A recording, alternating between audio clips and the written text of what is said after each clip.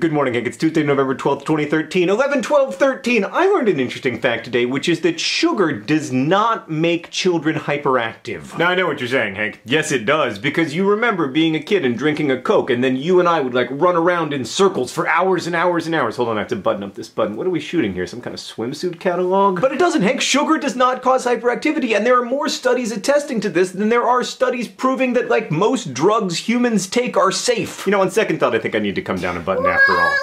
Oh, hey, Henry. Anyway, if you don't believe me, you should watch this healthcare triage video by Dr.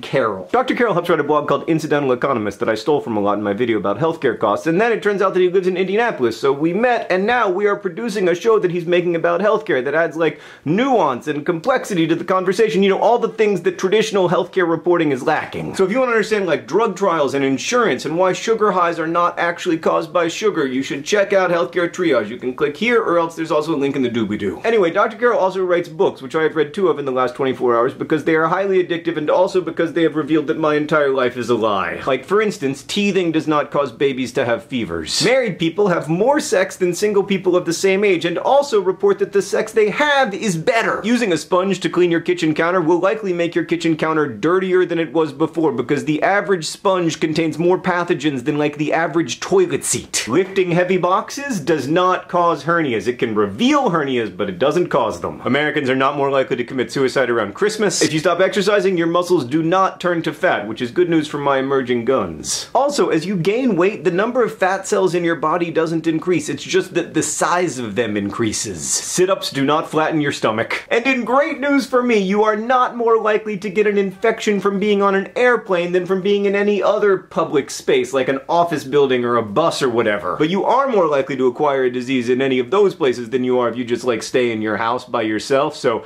thank you, Internet! Also, Hank, I learned that in rare instances, vomiting hard and frequently can cause your eyes to pop out of your head. So that's a good thing for a hypochondriac like myself to know, because it ensures that for the rest of my life I will be puking with my eyes closed. Okay, Henry, so Daddy cannot eat worm pizza, your first suggestion for the gross thing I should eat? Because it turns out eating worms can be really bad for you, it can be kind of poisonous. Why? Well, because they have bacteria on them. Oh. Those little microbes. You know? Yeah. Yeah, so we can't eat them. Okay, but... So what gross thing should I eat for my punishment? you're gonna eat slaughter carrots. Slobber carrots? What are those? No, how about I drool on them? You're gonna drool on slobber carrots? Yeah.